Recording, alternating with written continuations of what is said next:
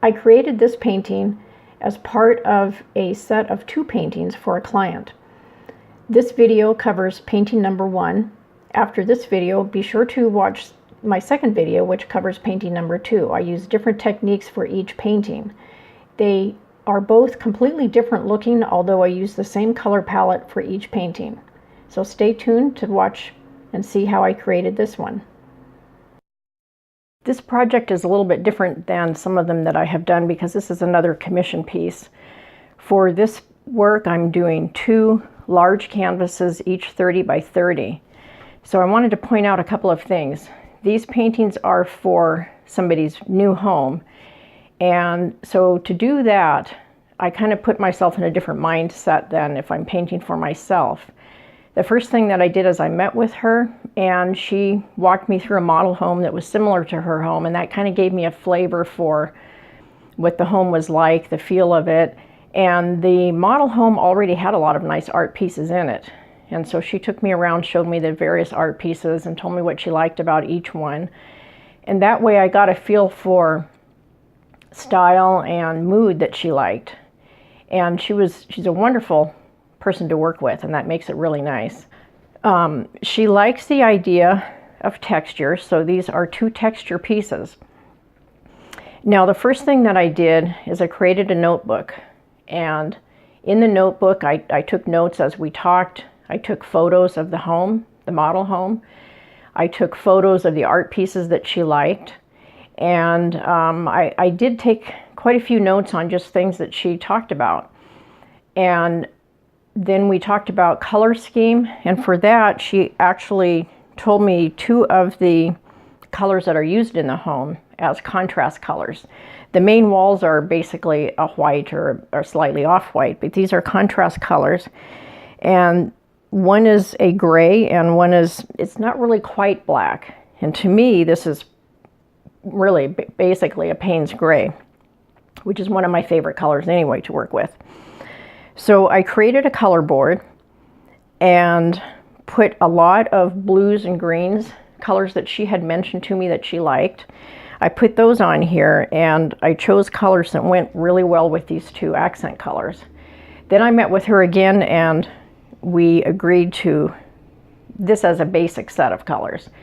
Of course, in this painting, I'll be free to add a few more colors, but this gives me a good starting point. Then I also created 2 smaller pieces that I think of as my mock-up pieces. So what you see on the screen right now are the 2 mock-ups, and one is kind of a semi-abstract landscape, and the other one is more abstract. And I showed her those to get a feel for, does she like this at all? Is this completely way off base? Are these at all the colors that she likes? And she did like those. Now my actual paintings for her, as I mentioned, are 30 by 30. The small ones I think were only 12 by 12. So I didn't have nearly as much room to work with. It's really nice, especially working on abstracts or semi-abstracts, where you're not doing a lot of detail, to have a big space to work with. So this will be fun. Now I'm not going to film everything that I do here because a lot of what I am doing with this painting you can find on my other videos. I'm using some of my favorite textures. The only difference is I'm using a few different molding pastes and then a lot of gesso. And I'm using my stencils that I like, and I'm also using palette knife. When I'm all finished here, I may add one more coat to what I already have down, and then I will add more gesso before I start painting, because I want to make sure that it's all an even base. Sometimes if you use different types of texture, I notice that it makes the paint act a little bit different. The paint can appear more dull or more shiny depending on the molding paste that you use or the underlaying texture type. So I am keeping that in mind. So this shows you a little bit of the texture up close. Try to stay out of my light. And some of this where it almost appears to be different color, that's just because it's a different base. Of the second painting, you can see it's totally different. So when you're doing two paintings, the idea is to have them tie together, but of course not be identical. So this actually has a completely different texture pattern. It will be basically the same color palette, but it will be a little bit different. I'll have different accent colors.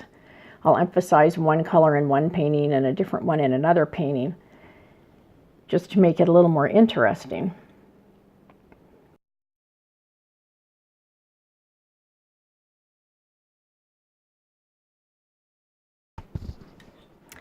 When working on a piece this size, I'm finding that it is actually easier to use different types of brushes. So I'm using one this size that's now in the water, and something like this works really well as well. And I do like I always do, I pick up a little bit of one color and a little bit of another, and I just sort of scrub it in there. And this is just the very base coat. And I will put down a base coat and then I'll come back and add more detail and things like that, like I do with all paintings.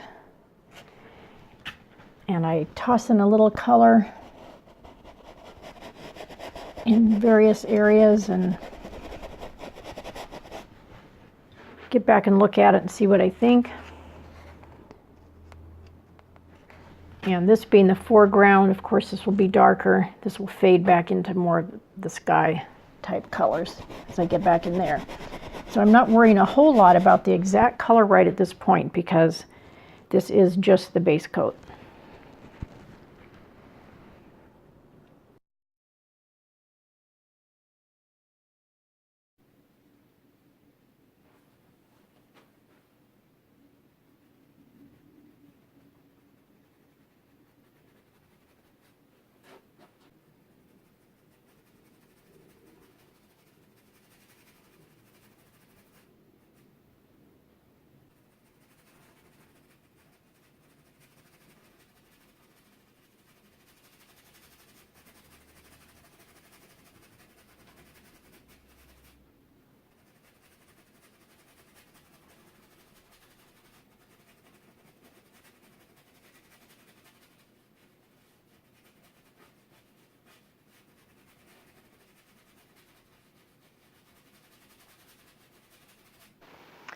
Okay, now I've let this dry overnight and I'm really happy with the results of it. I really like this as a base coat.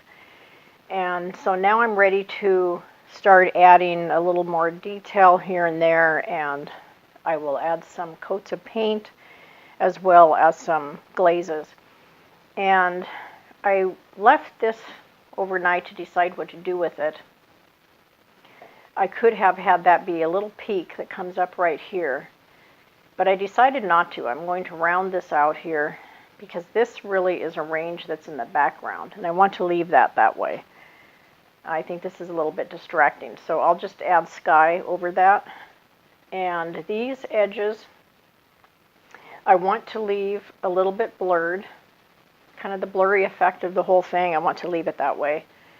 I want everything to be very soft, but I do need to go back and build up some layers now. I also want to mention that I'm using a few new brushes. This brush here I've actually used before, and I got this at a hardware store. It's really quite stiff. You probably could use it for stencils and things. I like it because I can really scrub in paints. And that's important when you're using a lot of texture. And it also softens the look. It makes for nice fluffy clouds and things. And that works really well with my acrylic paints. This one is by Master's Touch. It's called Oval Mop. I haven't used it before. It's really nice soft bristles, and I'm thinking that it will also give a real soft touch. This one I got at Hobby Lobby. It's a lot stiffer too, so I'm just going to play around with these. So don't be afraid to pick up brushes wherever you see them, any type of brush, and they all give a little bit different effect. Okay, so I'm going to zoom in so that you can see a little bit more detail on this. So you can see the texture there, and I have just about finished the foreground area, and I'm working on the sky right now. I'll still come back and touch up a few areas like this where it gets, because of the texture, sometimes I have to go over some of these areas a few times. But I actually have several layers of paint down now. And I'm really happy with how it's turning out. So I'll let it dry overnight, and then tomorrow I'll continue with the sky, and then I'll start working on my touch-up areas. So now you can compare the beginning piece that I did, my smaller mock-up, rough idea of what this painting was going to be, to the actual finished product. And of course in the small one I couldn't put as much in it. I couldn't do all of the detail and things because it would be too busy, and I made this very quickly just to show my client what the basic feel would end up being. But we had both decided we'd throw in a little more color and things like that. So I really like this small painting though too. So I will probably, it doesn't really need anything more on the painting itself. I will just paint the sides and varnish this, and then maybe put it in a shadow box frame, and then it will also be available. But with this one, I mentioned that I was finished, but actually, of course, the sides still need to be finished, and they're still just white. So once I know that I'm really happy with the front, and I'm not going to make any more changes, like I've already, just since the last taping, I came in and touched up a couple things here. But then I will paint the sides basically a Payne's gray, which I think is really pretty. It's the almost black color. I'll mix in just a tiny bit of titanium white because that helps it go down smoother. It helps it blend. And then it's not an absolutely solid color. It almost looks solid to the eye, but there's just slight variation throughout it, and I like that effect. So when I'm completely done, then I'll sign it and I'll call it finished. So now I get to start on my second piece.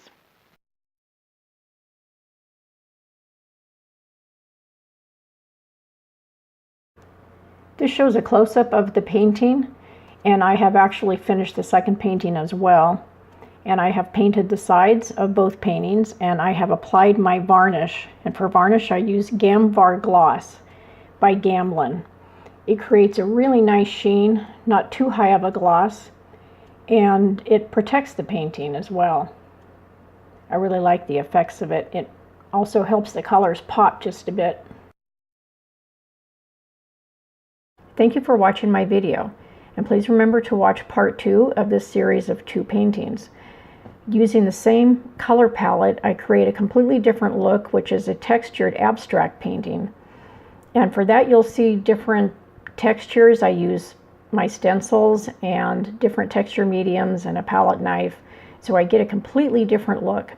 And the photo that you see on the screen right now shows the painting number 2. Thank you, and please remember to subscribe.